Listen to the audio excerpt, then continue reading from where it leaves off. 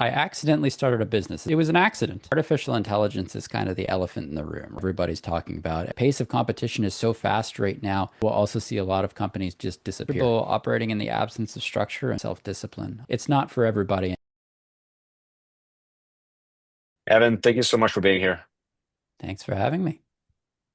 All right, let me read this. Helping startups build winning go-to-market programs, processes, and teams.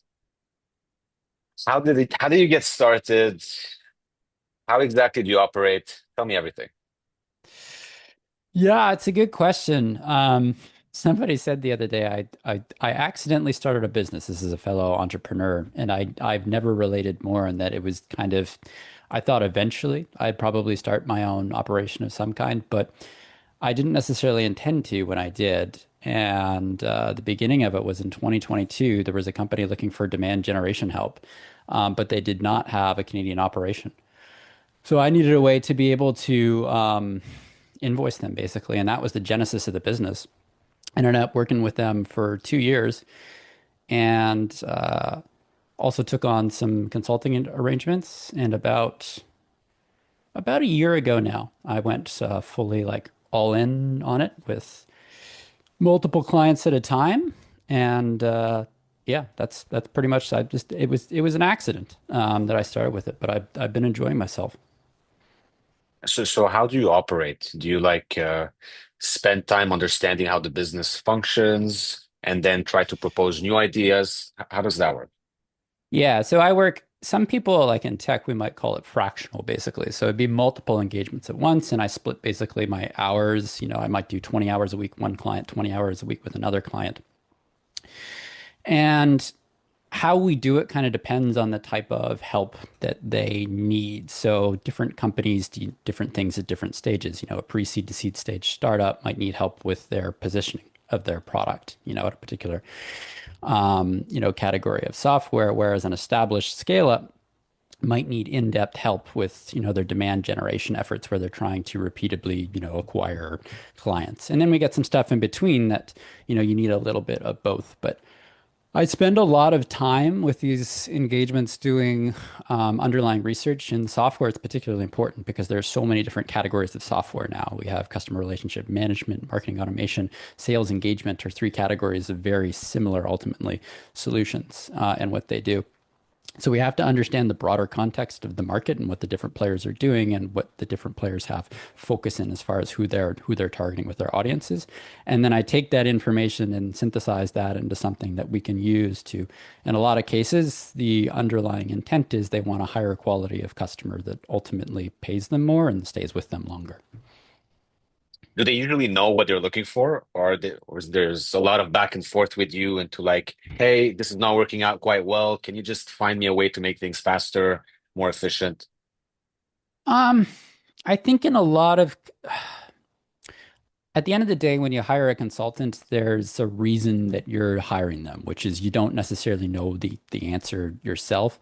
So when I look at these things, I think there will often be a preconceived notion of, hey, we think, we're not doing enough on these different marketing channels, for instance. We're not doing enough with, we could be using paid search and we're not using it currently. We think that might be a pathway. So I might look into that and say, okay, so for the different keywords that are applicable to you, there's really not that much volume going on there. So I'm not sure this is as viable a path. Here's another one maybe that you haven't necessarily thought of.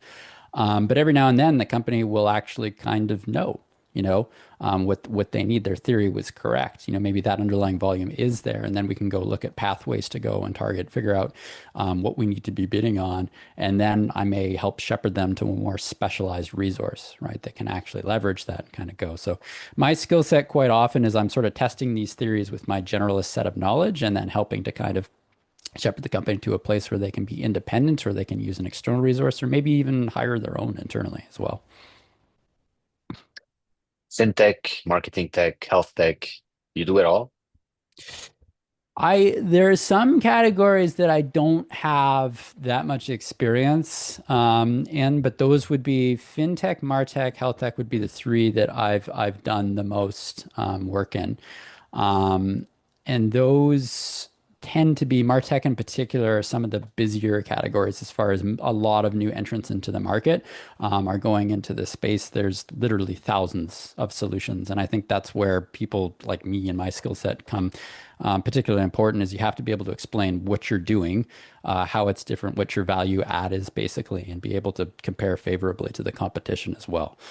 So that's always been a really, popular space to go, and there's tons of room in there, I think, for more. Big market, a lot of competitors. You said it yourself. You need to differentiate yourself. How do you do it? Absolutely. It's a good question. So there's lots of different ways to break down something like positioning, but at the end of the day, you have to articulate the problem that you're solving. You have to be able to tell people how you're different than some of your competition. And you also have to be able to, again, differentiate, right? Those are the core components of what we're trying to do.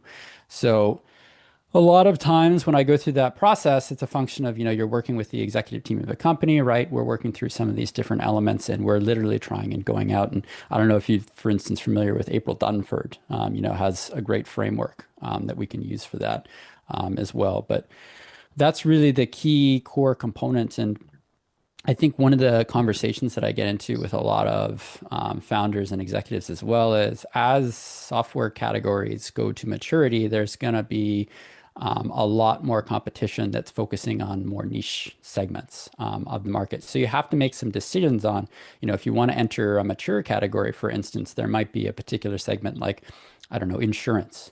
Insurance agencies that you want to go and pursue. Your CRM software for insurance agencies, right? You can kind of go that vertical specific route, but you can also go and you can compete with different, we're for small to medium businesses and go broader while still having some of that segmentation. That's a really big and mature category at this point, right? Probably the most recognizable example for most is going to be like Salesforce, for instance, right? Which has a tremendous amount of market share.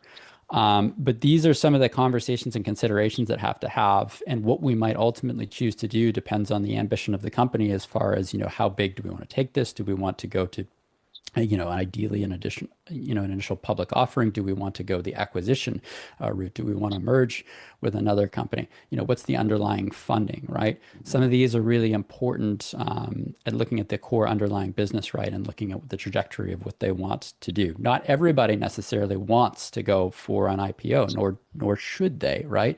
Not everybody has an enormous amount of venture capital that they can access to utilize for it, right? And that makes a big difference in what we might go and pursue as far as our addressable market.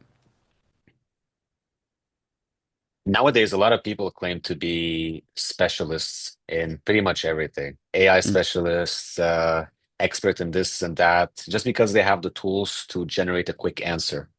How do you differentiate yourself from people who are very theoretical and explain to your client that whatever you talk about and whatever you're going to give them is actually achievable, practical? And do you feel like a lot of the clients you've worked with have had bad experiences with other consultants?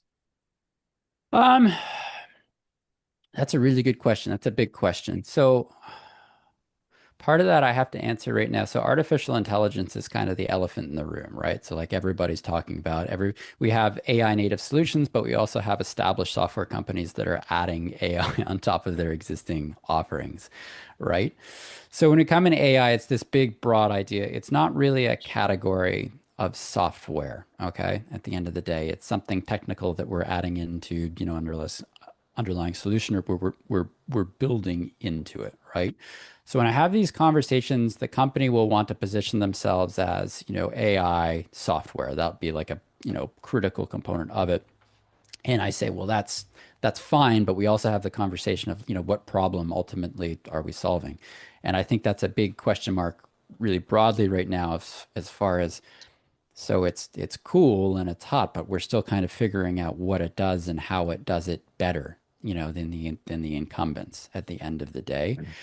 I think the capacity of a good consultant is to be able to take a little bit of where the company is at in their heads and then help bridge them across to a place where ultimately they're going to be, successful. They're taking some of their foundation and their DNA as a company, what they want to do and their vision, and then translating that into something more practical. So, for instance, there's a company worked with in the past. They AI native solution, okay.